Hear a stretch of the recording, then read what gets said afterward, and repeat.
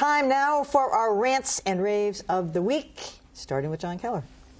Well, my rant actually gets back to what we were talking about the marathon bombings, and it's the now ubiquitous reference to it as the marathon tragedy. Now, that is not an inaccurate word. Clearly what happened there is a tragedy, and the word tragedy, according to the dictionary, can be the result of a crime. However, it just bugs, maybe it's just me, but it bugs me that somehow, by just referring to it as a tragedy, I wonder if that glosses over or diminishes the fact that there was a terrible crime here. These were mass murders. This was an act of terrorism. Those are charged words, but they also are accurate and apply here. I'd like to see them at least applied in more of a mix with the word tragedy. I actually had tragedy in my script for that opening piece and deleted it when I heard about your rant. So you've already gotten results with me. I'd say I don't use tragedy. I use terrorism or attack. Or, There'll be a bill in the mail. All right. Adam. I'd like to rant about Joan Walsh, the editor of Salon, who wrote a piece a couple days ago complaining about liberal or liberal-leaning journalists who were criticizing the rollout of the Affordable Care Act. She focused on Ezra Klein from the Washington Post and Ryan Lizza from the New Republic. And her argument basically was, yeah, sure, there have been huge problems with the rollout, but for these guys who are on the liberal team, to criticize the liberal team is going to give ammunition to the conservative team. What you should really be doing is keeping the focus on the nuts who tried to shut down the federal government, or who did shut down the federal government. And I just fundamentally reject the idea that there are teams and that each team should only report good things about its team and not bad things about its team.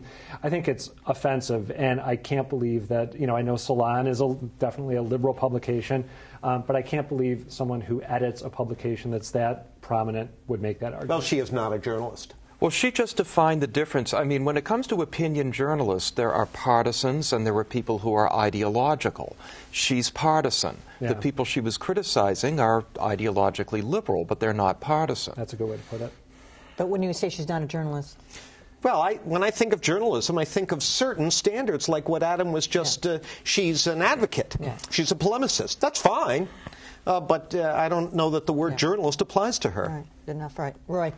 Well, we're talking about advocacy journalism. My rant is for Fox News on letting Sally Kohn go, the blogger who had been regularly on their staff, I think, at one point, but had been doing mainly blogs, who is liberal, and we're not sure exactly why she's gone, whether she quit or whether they fired her.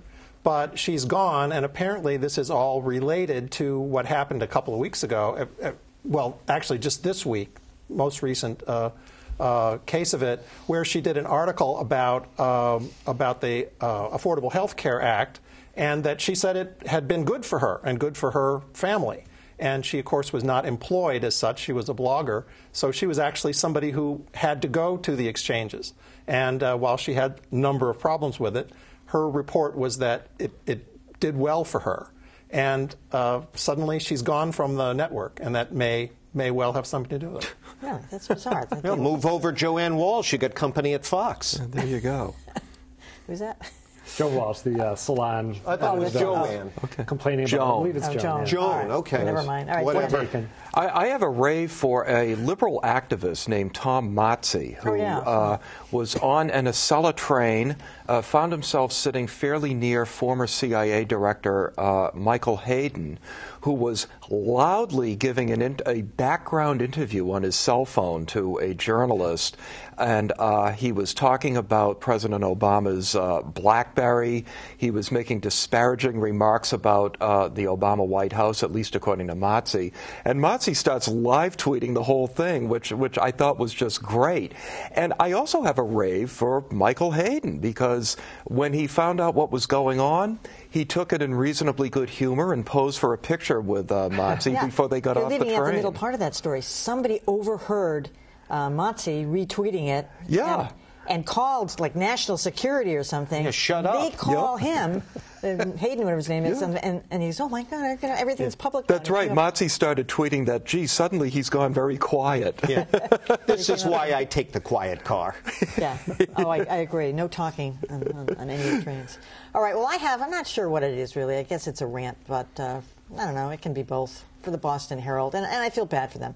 Once again, they're asking employees to take a voluntary buyout. I mean, I didn't know there was anybody left at the Herald to take a voluntary buyout. It's going to apply mostly to, I think, long-term staffers, but essentially the payout is very weak. It's a week and a half pay for every year you've been there, so it's not good if you've been there 20 or 30 years. It's only a couple of really long-time people left. You know, Marjorie Egan, our colleague here, is one. Peter Gilzinis, long-time columnist there. A lot of them are new people, so I can't imagine. I mean, I know it goes across the board, and some people are exempt and some people aren't. But they've said, by the way, it's voluntary. They're not going to have any layoffs afterwards. But it's too bad. I mean, the paper has become thinner and thinner, and they rely on these columnists, for instance, to do half the reporting too. So,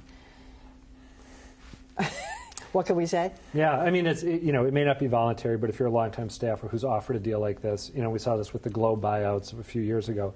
You're wondering what's going to come down the road. No matter what assurances you're given in the present, you think the future doesn't look too bright.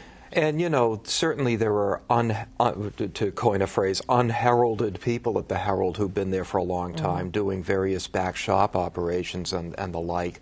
And I suspect that they're the ones who are going to be hit the hardest by this, and that's really a shame. Well, you just got to wonder if a paperless paper isn't the next move for them. If they can really sustain Well, this. it may be, but there is no money in paperless papers. I mean, it's that print advertising that still brings in the money, no matter how. Making any money off of Herald Radio? I don't know. I mean, they're certainly giving it plenty of promotion, that's for sure. Anybody listen to it? I've listened to it a couple of times. No. All right.